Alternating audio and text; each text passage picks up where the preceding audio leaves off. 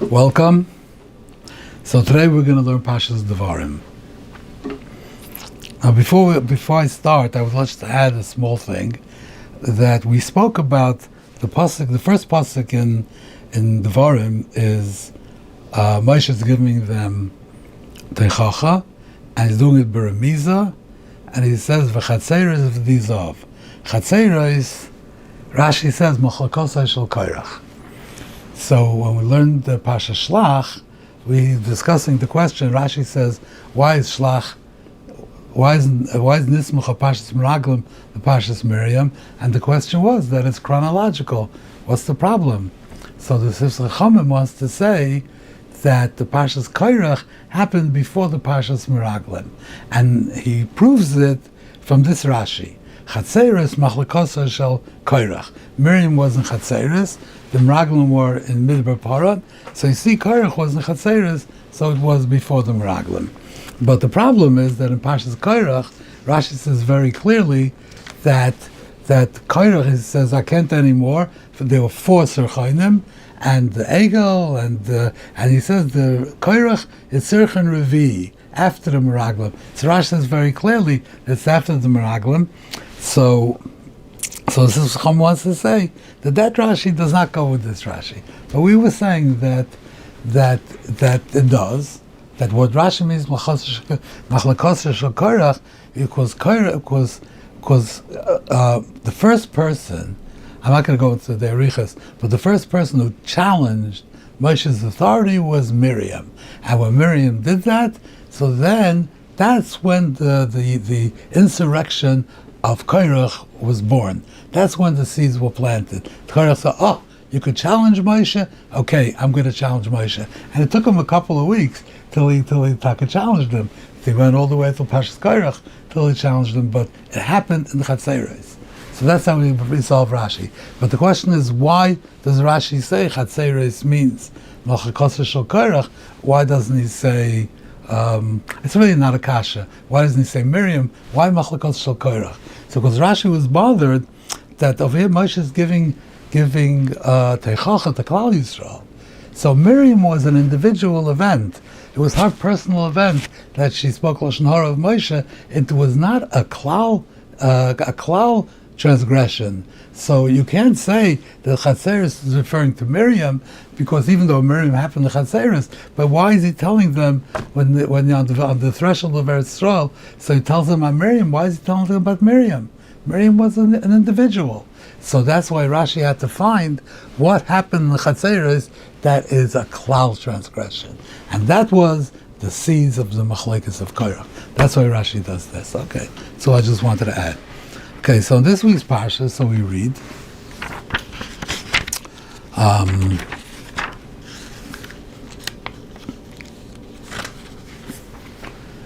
okay, Moshe says to Klal Yisrael, Vayimra Aleichem, Bosmat Hara Emoiri, you came to the mountains of the Emorim, the mountain range of the Emorim, Asher Hashem Aleikeinu Noisim Lanu. This is what Hashem is going to give to us. Us is the first person plural. Us means we. That's he. The speaker who says us is included. Re'ei nosna Hashem lefanacha sa'aretz. Hashem gave the land to you. Alei reish, go conquer it. So he starts saying in the first person plural, us, including himself, and then he's talking to them, and he's not included. So what's the pshat in this? So in the beginning, he's saying about the Nesina, about the Matana. Moshe was included in the Matana. That's what the pasuk seems to be saying. However, when you're talking about going to conquer Eretz Yisrael, Moshe is not going to be involved in the conquering. So that is in the third person plural. They, you, second person plural, not first person plural. It's telling them, you are going to, Hashem gave you the land to conquer, go conquer it, I'm not involved. However, when he said that the Matana was Moshe as well.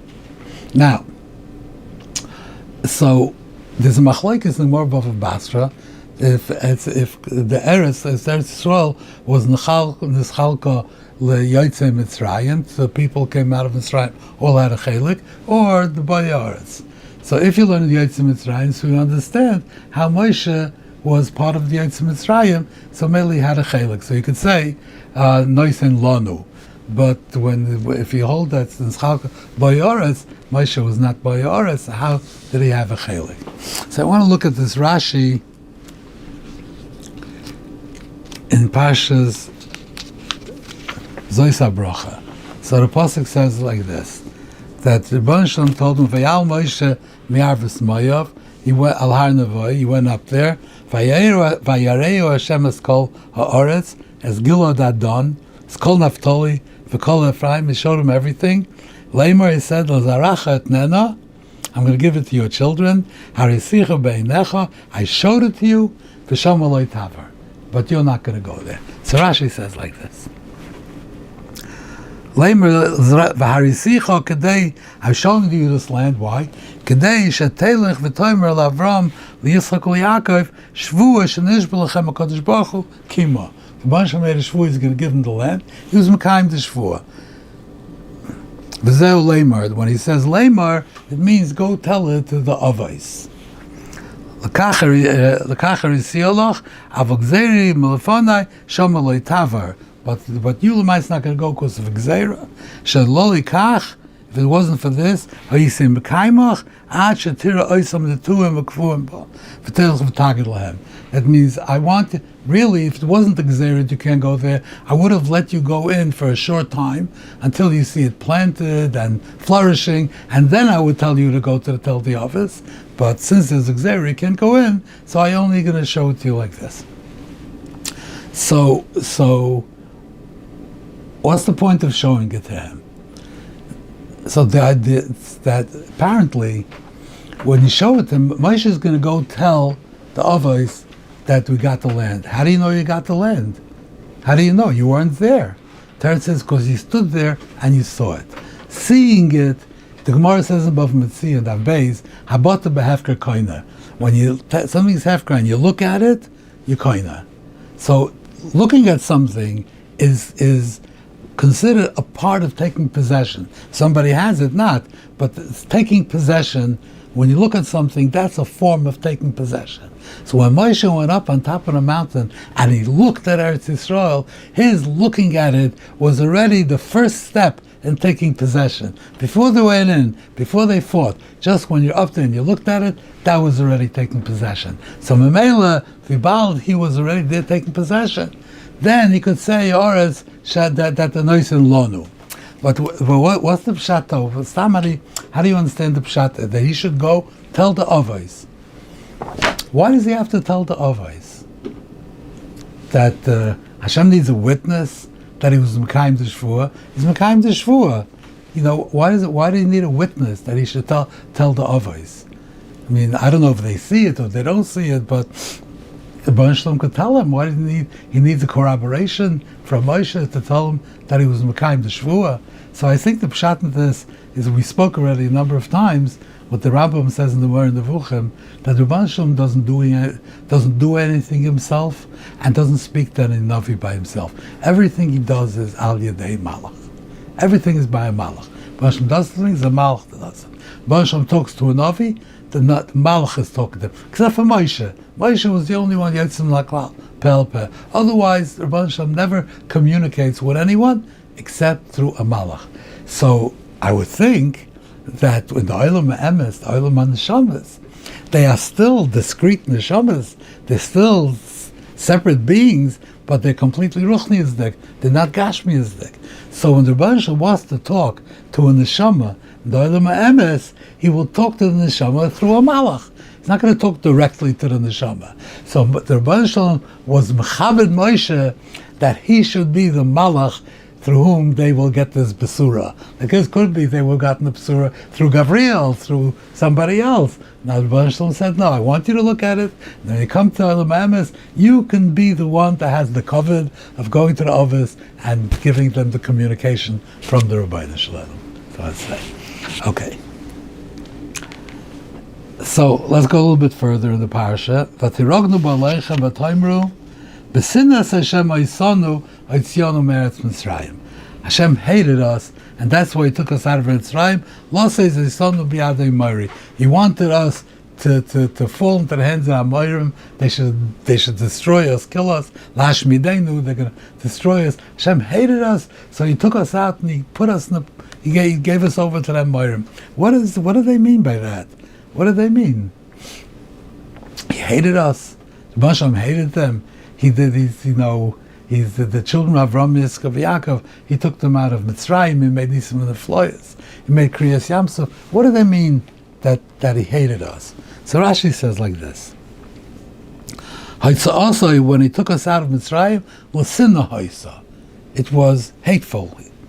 Moshe lemelch basav adam, shoyloi shnei bonim. A person, melch basav adam had two sons. V'yesh lo shtei sodas. He has two fields. Achaz shel shakya. One of them is irrigated. You have to irrigate it from the canals or wells or whatever. V'achaz shel bal. One of them needs the rain. L'mi hu hayev noisen shel shakya. The one that he loves, he gives them the one needs to be irrigated. L'mi shu sayne noisen shel bal. The one he hates is that he gives them the other one, the one that needs rain. Eretz Yisrael shel shakya. The Mitzrayim was irrigated, Shanilus Olam Mashkaisa, because the Nile rose over its banks and it irrigated the lands. Ve'eretz Canaan shall Baal, and He took us out to give us Eretz Canaan. So, what does it mean to hate? What's the word to hate mean? So, you look at the Psukim in. Why do I have this? Let's see, where's this? Okay. So it says like this in Parshas Vayetze. Vayovei gamel Rachel. Yaakov was also took Rachel. Vayev games Rachel mileah. He loved Rachel more than he loved Leah. So apparently he loved Leah, but he just loved Rachel more. So then. Hashem kisnu aleya. Hashem saw that she was hated. So because she was hated, that's why she is the first one to give birth. So you see that hatred means that if not enough love is hatred. Leah did not love her as much as Rachel, therefore she is considered hated. She didn't get the full measure of Yaakov's love. So that the Torah calls this hatred. So Klal Yisrael is saying that we didn't get the full measure of Hashem love. Why?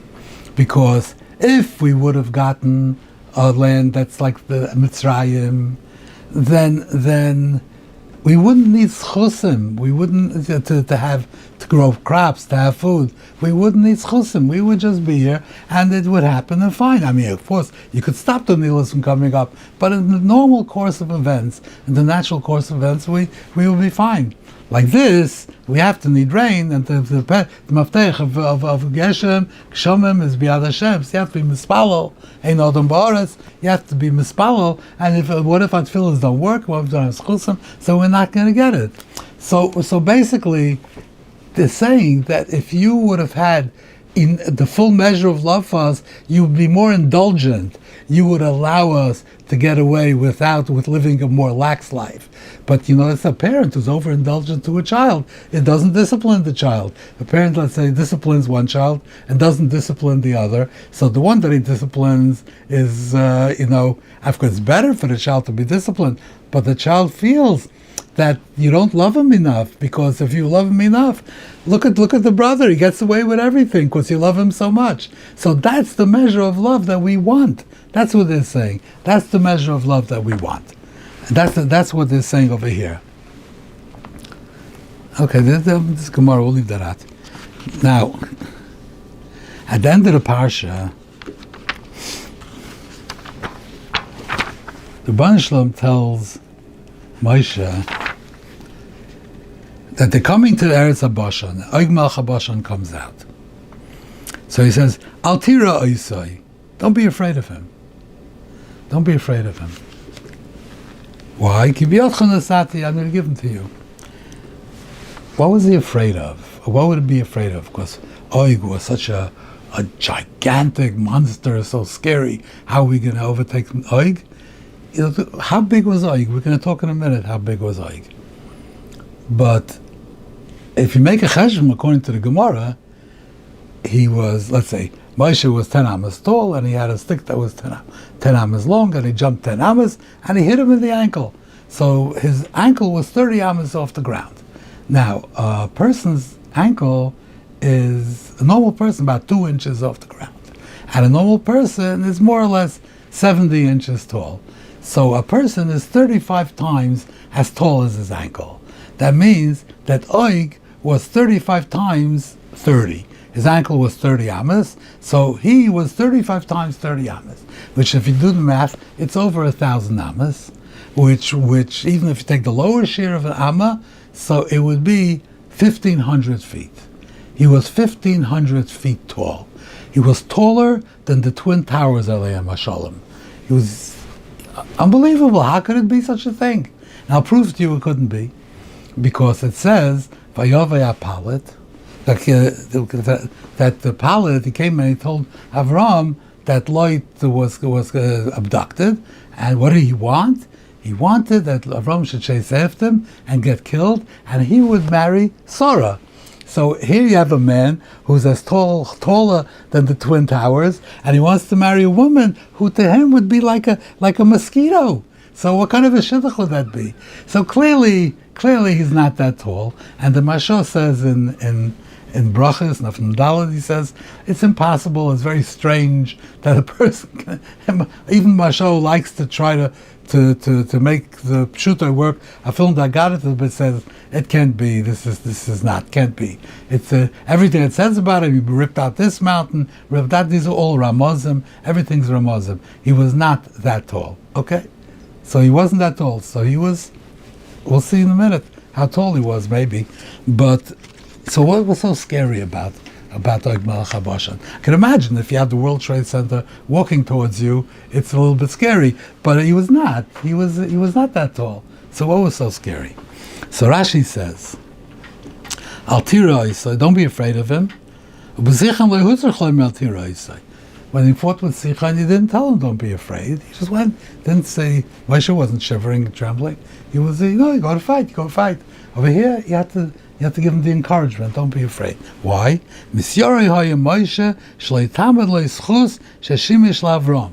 Don't be, that he would have a schus, because Oig Melech HaBashan went and he told him what he needed to know, that his nephew, his brother-in-law, that he was abducted. This was important for Avram to know. And Oig went and told it to him, so he did him a service. So because of the service that he did him, therefore he was afraid of Oig. What's the pshat in that? Even if it was done b'shleimus, it's okay, so he did him a service. And befrat, it was done because he wanted to marry Sarah. And so it was done with bad kavanas. Still, he did this, and that he did, it was still a service to Avraham. And the schus of that is why you should have to be afraid of him. So the Mashal says, in Brachas, I think it is, yeah. So he says that the koyach of Oig was from the Nephilim, and Oig had the koyach hatumah. He had a tremendous koyach hatumah. So he says that when you take the koyach hatumah and you mitzaref even a little bit of koyach hakadusha, then it becomes almost unstoppable. The koyach hatumah is you can fight against the koyach hatumah when it's pure koyach hatumah. But when you mitzaref a little bit of koyach kedusha, then it's overwhelming. So Oig was a koyach hatumah, and mitzaref a little bit of the koyach hakadusha. So this is even the little bit of davar toiv that he did, the schus that he did, that he informed Avram that Lot was abducted, and for all his ulterior motives, which were not good, nevertheless, that little bit of a schus, put that together with koyach hatumah, that's very, very powerful. I think you see the same thing in the Gemara in Sanhedrin. Gemara said like this: Meroidach Baladan ben Baladan, Melech Bavel. So he sent Sforim to Chizkiah.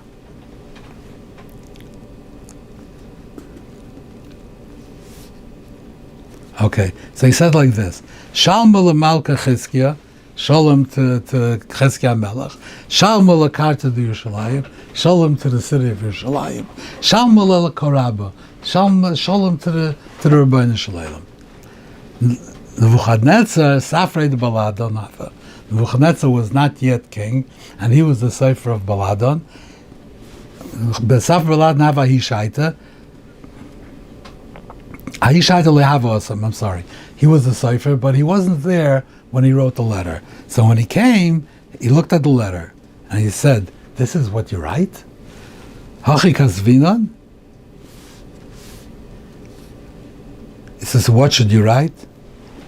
He said, "First to the Rabbeinu Shalom, then to Chizkiah, and then to Yerushalayim.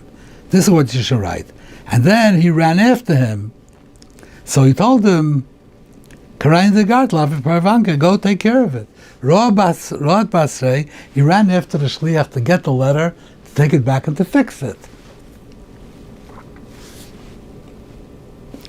Arba Parsoyas. 4 psiyas, 4 steps. Also Gavril ve'ukmei. So Gavril came and he stopped him. Gavril had not stopped him. It would have been a tremendous disaster for Klal Yisrael. So again, you see, what did he do? I mean, it was a good impulse, but what did he do? I mean, so you have no takana for him? So I think this is the same thing. Nebuchadnezzar was coming with the koyach hatuma, and he had this chus that he wanted to change the order of the letter. If he would have been able to go there and have that chus, then it would have been insurmountable, almost. Anyway, so let's see how tall Oig Melech HaBashar was.